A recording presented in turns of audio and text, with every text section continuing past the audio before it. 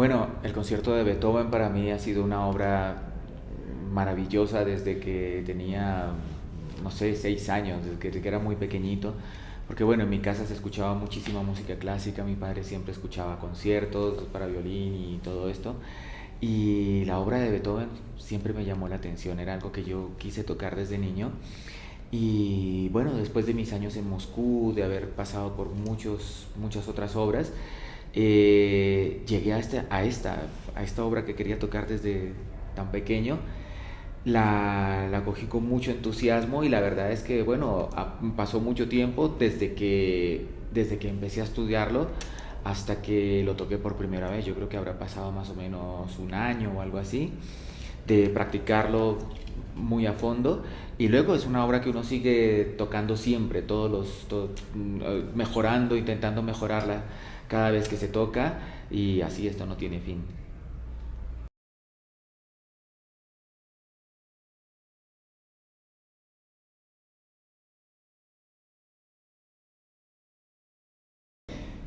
Bien, con la Orquesta Filarmónica de Cochabamba me involucré de una manera muy bonita, incluso desde antes de su nacimiento, porque yo vine a Cochabamba por primera vez en el año 2004 con las estaciones de Vivaldi cuando todavía existía la Camerata Concertante que la fundó Augusto Guzmán, quien es ahora el director y fundador de la Filarmónica de Cochabamba.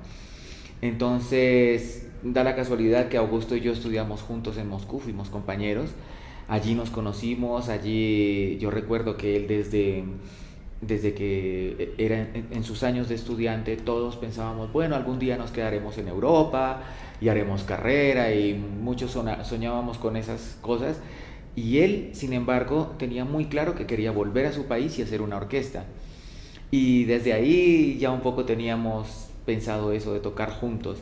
Y bueno, y la verdad es que él ha realizado su sueño con la ayuda pues de todas las personas que están involucradas, tanto con la Camerata Concertante como con la posterior Orquesta Filarmónica, que es lo que tenemos hoy en día en esta ciudad. Y bueno, yo siempre he querido colaborar en este proyecto, creo en ese proyecto, me parece algo bellísimo y ahora esta ciudad tiene una orquesta, ¿no? Una orquesta sinfónica.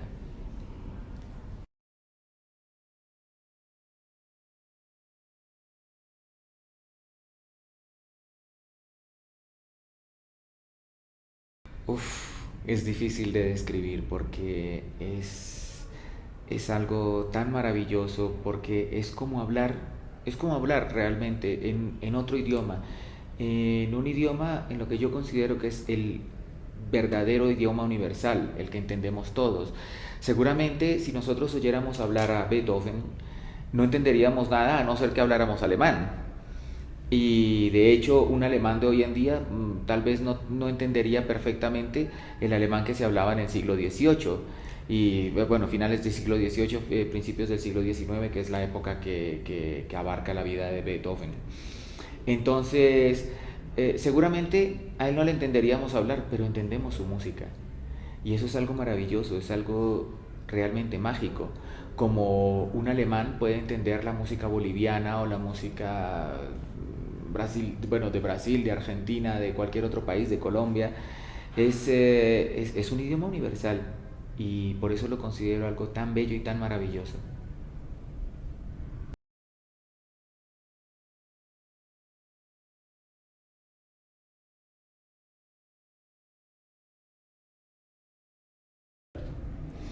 Bien, ¿cómo se prepara un concierto? Es un proceso bastante complejo porque, bueno, desde que se abre la partitura por primera vez, hay que empezar primero leer las notas, saber de qué va la melodía, cómo se organiza todo, ir poniendo para cada momento de la obra hay que poner dedos específicos, no se toca con cualquier dedo, entonces tengo que apuntarme qué notas toco con qué dedos y luego tengo que pensar dónde toco arco arriba, arco abajo. Bueno, ya hay unas pautas que vienen marcadas en la partitura, pero no son todas. Luego cada intérprete, por eso somos intérpretes, porque tenemos que decidir cómo lo vamos a hacer. Entonces, de ahí, digamos, es una parte mecánica, que es lo de los dedos, los arcos, y luego empieza la parte de trabajo musical, que es bastante compleja. La idea que yo creo cada intérprete tiene que, es un poco como traducir un libro. El compositor escribe una partitura que son signos, son puntos y líneas. Una partitura son puntos y líneas. Y de esa partitura nosotros tenemos que extraer la obra que él tenía en la cabeza. Entonces tenemos que volverla a meter nuevamente en nuestra cabeza para luego sacarla y entregársela al público ya en el resultado interpretativo. Bien, y hablando ya específicamente de los movimientos del concierto, es una obra muy curiosa porque es el concierto más largo de todo el clasicismo. De hecho, nunca antes se había escrito un concierto tan largo y claro, para la gente de su época fue chocante porque, bueno, más tarde tuvimos conciertos como Brahms, como Shostakovich, que son conciertos tremendamente largos, todos duran más de 40 minutos. Pero en conciertos para violín, cuando Beethoven escribió este concierto, no se había dado ese caso. Y aparte de eso, hay otra cosa también, que el violinista que lo estrenó, que es Clemens, un violinista muy famoso de la época, recibió las partituras muy tarde. Beethoven tardó mucho en entregárselas. Y el estreno fue un poco aparatoso porque tocó primero el primer movimiento, luego él tocó obras suyas y luego tocó en la segunda parte los segundo y tercer movimiento, tal vez como protesta por lo que había pasado con haberle entregado las partituras tan tarde. Sin embargo, es una obra de extrema dificultad. Realmente es un concierto muy difícil, es un concierto muy nítido, se oye todo. Si hay cualquier imperfección, cualquier defecto en la interpretación, inmediatamente sale a la vista porque todo es muy transparente, es música realmente muy clara. Y bueno, eso además de su extensión y de la dificultad, pues entonces hace que obliga al intérprete, al director y a la orquesta a estar siempre muy concentrados. También algo muy bonito que tiene este concierto es que la orquesta es muy participativa, la orquesta no está simplemente acompañando mientras que el violinista se luce, no, esto es un trabajo conjunto, es como una especie de sinfonía con violín. Y bueno, tiene un primer movimiento que es bastante profundo, de mucha creatividad desde el punto de vista de la orquestación, de los temas, etcétera, donde siempre está presente eh, 4 golpes de timbal, que son como el corazón del movimiento. Empieza con... Yo lo he hecho en el violín, pero él lo hace con el timbal. Son 4 golpes y esos 4 golpes están presentes durante todo el primer movimiento y definen la estructura de ese movimiento. Luego, el segundo movimiento tiene un tema muy sencillo, un tema que empieza en las cuerdas, que es... y luego se podrá escuchar esa pequeña célula, que es muy pequeña, es la que crea todo el segundo movimiento, y luego lo repiten los cornos, luego lo repiten las maderas, todo lo van repitiendo y el violín está haciendo como una pequeña improvisación por encima de eso. Bien, y luego está el último movimiento, que es tremendamente festivo, con un tema muy alegre y termina de manera muy grandiosa, con una cadencia maravillosa y de forma muy brillante.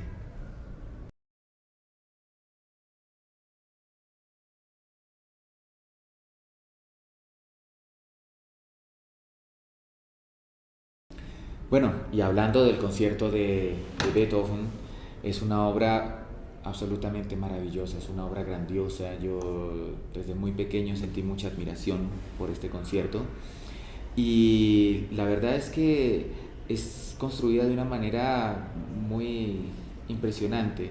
Es, yo podría decirse que ahí es una de estas maravillas en las que se nota que Beethoven era un artista del minimalismo, un maestro del minimalismo. Y me explico.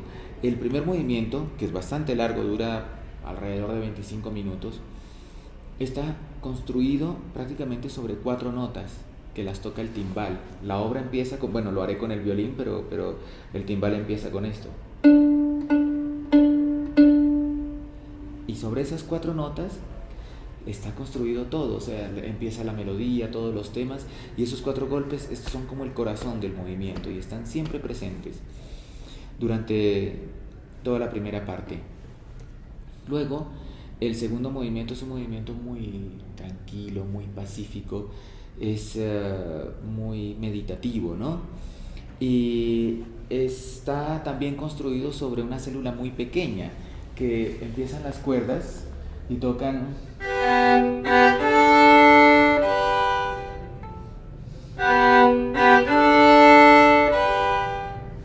Y luego el tema continúa y se hace todo el tema lo hace la orquesta. Y luego el violín está como improvisando por encima de eso. La orquesta vuelve a repetir el tema varias veces, 4 veces. Y luego hay como una especie de recitativo, es decir, que el violín está tocando muy libre y la orquesta está siguiéndolo. Y es fantástico. Luego no hay interrupción entre segundo y tercer movimiento, eh, continúan inmediatamente, hay una pequeña cadencia del violín entre el segundo y el tercero. Y viene un tema muy alegre, muy festivo, es algo que realmente da mucha alegría escucharlo y tocarlo, que es.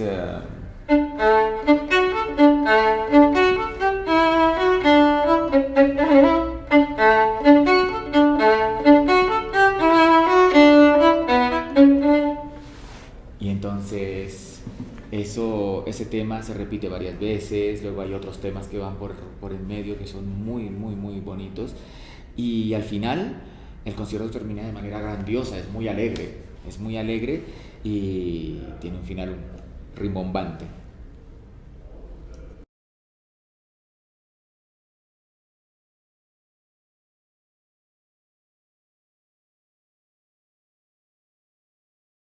Mi violín es mi acompañante de muchos viajes, mi acompañante de buena parte de mi vida. Y más que un acompañante es un compañero, la verdad. Este violín nació en París en el año 1760. Fue construido por un señor que se llamaba Nicolas Agustín Chapuis. Y bueno, es una. Él en sí mismo yo lo considero una obra de arte, es una obra de arte, requiere muchos cuidados, es un poco caprichoso también, sobre todo cuando viajo de una ciudad donde el clima es muy cálido y húmedo a una ciudad donde es frío y seco o viceversa.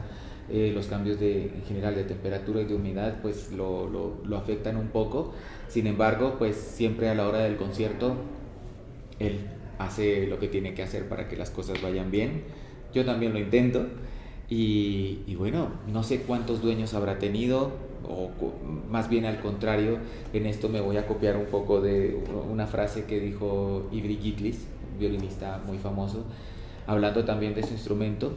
Él decía: yo soy uno de los violinistas, uno de los tantos violinistas que ha pasado por la vida de este violín y seguirán pasando, espero que muchos durante muchos años. Luego aquí también tenemos mi arco, que es un arco francés también.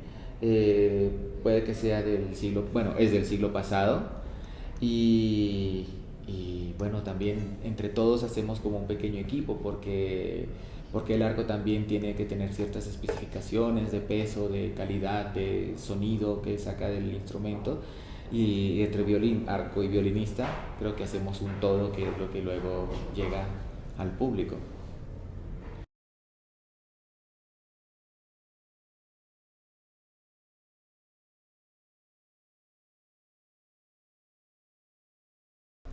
Bueno, mi entrenamiento, mi estudio individual ha cambiado mucho con los años. Cuando estaba en mi época de Moscú, tenía que estudiar bastante, tenía que dedicarle por lo menos unas 4 horas al violín diarias. Bueno, yo intentaba hacer 2 horas en la mañana, 2 horas en la tarde durante mucho tiempo. Creo que es la época que más he estudiado porque, bueno, mi juventud en Colombia también era bastante parecida pues a la de cualquier chico boliviano que tiene el colegio, le gusta jugar al fútbol, las novias, tantas cosas que distraen de los estudios, pero que también son importantes. O sea, no se puede pasar toda la juventud estudiando solamente, hay que estudiar, es verdad, pero pues también hay que vivir las etapas que viven todos los demás, o si no seríamos unos bichos raros, ¿no? Que también es uno de los mitos que suelen ir alrededor de la música, de los músicos, de los intérpretes, que estamos todo el tiempo, todo el día estudiando violín. Pues no es así, ni tiene por qué serlo, pero sí hay épocas en las que realmente hace mucha falta. Luego, digo, 4 horas estudiaba, pero también tenía clases, tenía ensayos, tenía muchas cosas. Entonces llega un momento en que uno pasa muchas horas al día con el violín. Hoy en día eh, intento estudiar 2 horas diarias, sobre todo cuando tengo compromisos muy cerca o conciertos muy importantes que tengo que hacer repertorio nuevo, pues entonces en realidad estudio lo que puedo. En resumen, estudio el tiempo que puedo e intento combinarlo también con familia. Estoy también 4 horas diarias tocando en la orquesta. Luego tengo 2 conciertos semanales con la orquesta de Radio Televisión Española, a la que pertenezco.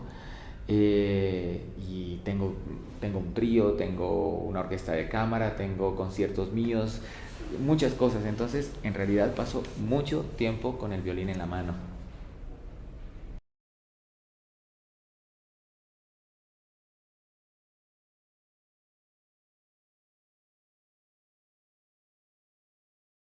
Bien, conciertos para violín. Yo he intentado siempre eh, hacer el repertorio básico de un violinista, bueno, un violinista que se dedique a hacer conciertos, que son, hay 4 o 5 conciertos que vendrían a ser los pilares del repertorio de un violinista. Hablo de Beethoven, Brahms, Tchaikovsky, Mendelssohn, Sibelius, digamos. Esos 5 conciertos son muy importantes tenerlos. No quiere decir que todos los violinistas toquen esos 5 conciertos porque es mucho trabajo, pero, pero bueno, yo sí que me he tomado muy a pecho lo de tener esos conciertos en repertorio. Luego conciertos de Mozart, el Sol mayor, Re mayor, La mayor, los 3 últimos conciertos. Y luego una serie de conciertos más que abarcan, bueno, no sé, ya el repertorio más estándar de un solista, ¿no? Khachaturian, Bruch, Shostakovich, Prokofiev y conciertos contemporáneos. De hecho, hice en Moscú el estreno del concierto para violín de Jesús Pinzón Urrea, el estreno en Rusia, y que es un compositor colombiano. Y en España, con la Orquesta de Radio Televisión Española, también hice el concierto de Esteban Bensecri, que es un compositor argentino que es actual. Y así me he dedicado a hacer, intento tocarlo todo. Yo creo que no me considero especialista en nada y lo que intento es profundizar en todo lo que estoy haciendo en este momento. De hecho, aquí a Cochabamba en esta ocasión he venido a tocar Beethoven concierto, pero también estoy en el Bach Fest, el Festival Bach, donde estoy tocando música barroca. Entonces, entonces me dedico a tocarlo todo también, a tocar música contemporánea y de compositores nuevos, ¿no?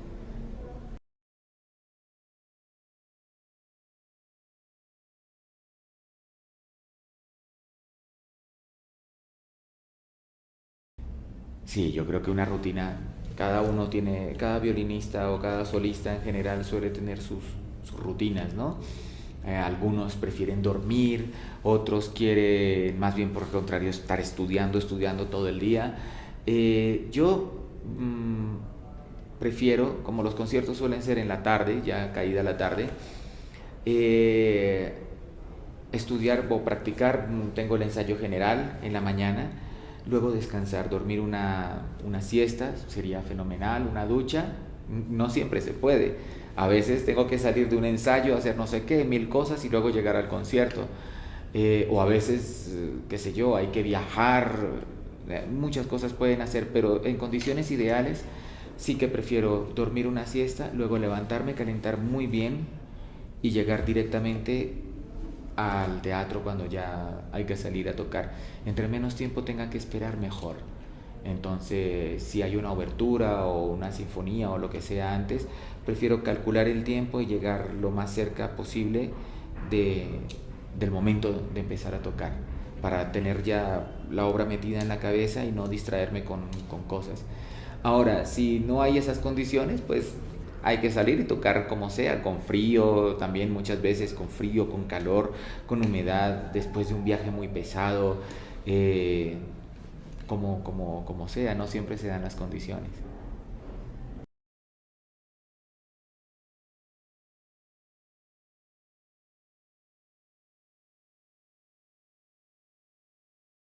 Lo que conocemos como música clásica, sí, es verdad que tiene sus raíces en Europa, pero también hay que entender que toda la música que circula hoy en el mundo tiene raíces europeas y raíces mezcladas con otras. Es decir, por ejemplo, sabemos que la salsa tiene raíces africanas o que un guaño tiene raíces indígenas, pero también las armonías o instrumentos como el charango descienden de instrumentos europeos como la guitarra o como el laúd o etcétera. Y cada país tiene la bandola o la bandurria o el tiple o el cuatro venezolano o el qué sé yo, tantos instrumentos que hay están íntimamente relacionados con Europa y las armonías que tocamos provienen de Europa, que siempre están mezcladas con ritmos ya sean africanos o andinos o las melodías, los melodismos típicos de los Andes provienen, digamos, de una cultura indígena que es de aquí y luego mezclada con armonías que pueden venir de Europa. Entonces, la música está toda familiarizada y hay música que es patrimonio de la humanidad, como hay escritores que son patrimonio de la humanidad. Puedo citar el ejemplo de García Márquez, que escribe Cien años de soledad, que sí, obviamente habla de cosas y de temas que atañen a una región de Colombia, pero que un finlandés o un japonés puede leerlas y puede disfrutar mucho de ellas, aprender o estar interesado o tener toda una experiencia a raíz de la lectura de Cien años de soledad. Lo mismo pasa con las grandes obras. Yo creo que, por ejemplo, una obra como la Novena Sinfonía de Beethoven, no, los alemanes obviamente la sienten como una obra alemana y es una obra alemana, pero también es una obra que es patrimonio cultural de la humanidad. Y para nosotros, eh, tal vez, o para un boliviano, porque la pregunta va dirigida hacia el público boliviano, tal vez la novena sinfonía de Beethoven no signifique lo mismo que significa para un alemán, pero no quiere decir que no la entienda o que no la sienta o que no sea importante para él. Entonces, la cultura universal es importante para todos, es patrimonio de todos y yo creo que es necesaria para todos.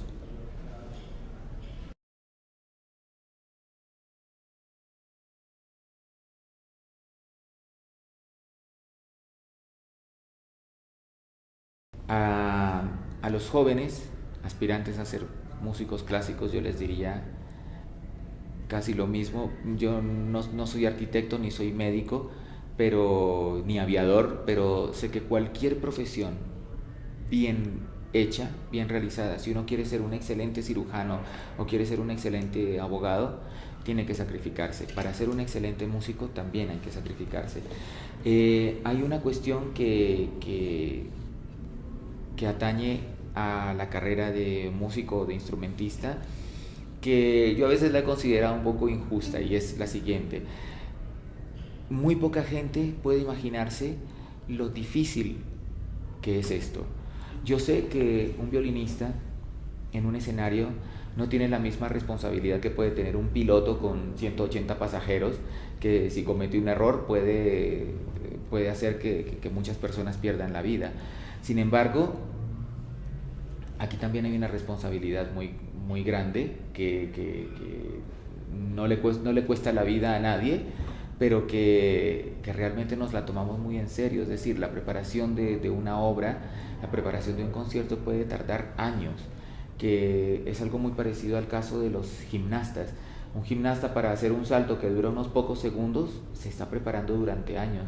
Nosotros, para salir a tocar una obra que puede durar minutos, también podemos estar preparándonos durante muchos años o durante toda la vida. Y es difícil, requiere mucha dedicación y mucho trabajo.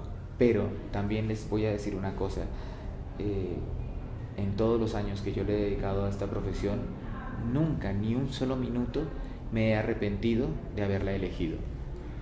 Aunque a veces me pregunto si soy yo el que eligió ser músico o es la música la que me eligió a mí, no sé. Pero nunca me he arrepentido, disfruto mucho de lo que hago. Eh, yo es verdad que intento dar todo lo que puedo en el escenario, pero el público también me da, y la música también me da mucho. Es difícil decir qué es lo que me da, porque no se trata, bueno, obviamente yo vivo de esto, pero no es el dinero lo más importante que me da. Es una satisfacción, una felicidad, una realización personal que va a cada concierto. Y también me ha dado muchas tristezas, muchas angustias, muchos nervios. Es verdad, porque antes de un concierto se pasan nervios. Y no todos los conciertos salen bien. Hay conciertos que salen mal o conciertos que salen regular. Y esos conciertos duelen y uno se va a casa muy enfadado pensando en muchas cosas, en si sirvo para esto, si no sirvo. Pero nunca he dejado de sentir amor por esta profesión y nunca he dudado de hacerla. Y yo, pues, a los chicos jóvenes les aconsejo que tengan en cuenta estas cosas, pero que si realmente sienten un amor muy profundo por la música, que no se dejen vencer por las dificultades ni por los fracasos.